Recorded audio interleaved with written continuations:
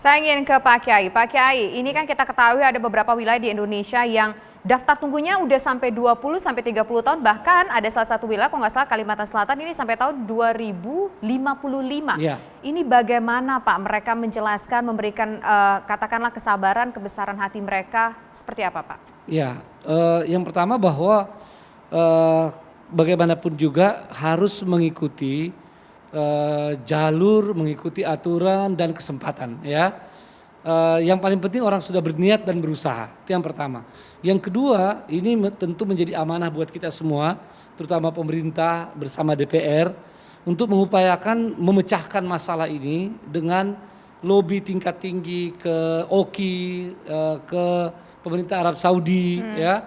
Dan saya yakin kalau ada upaya-upaya bersama, insya Allah itu bisa dipecahkan ya, baik untuk Arminanya maupun untuk di Mekahnya. Ini yang kami sangat harapkan, dan saya sendiri sangat berharap bahwa pemerintah dapat memberi penjelasan semaksimal mungkin tentang hal tadi itu yang bisa disalahpahami ya, bahwa yang 11 negara itu kenapa terutama Amerika Serikat diizinkan dan kita belum untuk masuk Saudi, ini aja.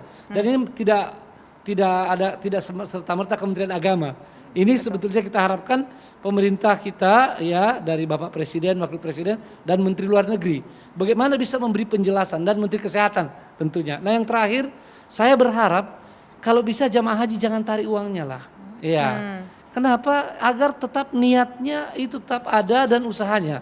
Dan lagian biaya haji kita itu kan murah, disubsidi. Ya, badan BPKH itu bersama pemerintah tentunya sudah mengupayakan agar bisa ada fasilitas yang mencukupi walaupun dananya seperti itu ya.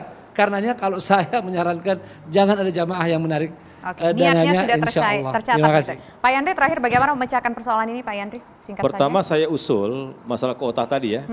Kalau bisa Indonesia menginisiasi untuk konferensi negara-negara Islam untuk memecahkan bagaimana termasuk rangkaian jamaah haji, rangkaian ibadah haji itu bisa dipecahkan di Arafah, di Mina, Musdalifah. Itu bagaimana supaya bisa menampung lebih banyak. Yang kedua, yang paling penting dalam waktu dekat, karena haji tahun ini nggak ada, tadi saya ulang kembali, pemerintah Indonesia terus saja tanpa henti, tanpa kenal lelah untuk lobby supaya ban atau suspend ini dibuka. Sehingga peluang orang untuk bisnis, untuk berkunjung, untuk sekolah, yang paling penting lagi antrian panjang umroh ini loh Mbak Tessa. Antrian panjang umroh lebih dahsyat lagi sebenarnya, berapa juta orang, banyak sekali. Nah, ini kalau bisa dibuka, bisa jadi alternatif umat muslim kerinduan dengan tanah suci itu bisa terobati. Haji belum, tapi mungkin bisa dengan umroh. Umroh kan nggak kenal waktu, bisa tiap hari, bisa malam, bisa bulan ini, bisa bulan depan. Intinya kita minta kepada pemerintah Indonesia, ayo yakinkan kepada Saudi Arabia bahwa Indonesia layak segera mungkin untuk dibuka larangan terbang ke Jeddah dan Madinah. Baik, Pak Khoiri terakhir silakan ditanggapi Pak Khoiri. Terima kasih Mbak. Ya, pemerintah. Mic-nya mohon dipakai Pak. Pemerintah terus melakukan perbaikan regulasi untuk bagaimana bisa mengakomodir apa yang diinginkan oleh jemaah. Hari ini sebagaimana kita ketahui kalau tahun kemarin tidak boleh ada penggantian orang meninggal, orang sakit, atas dorongan kawan-kawan DPR hari ini boleh. Kemudian uang yang sudah disetor kalau memang dibutuhkan untuk uang setoran lunas boleh diambil.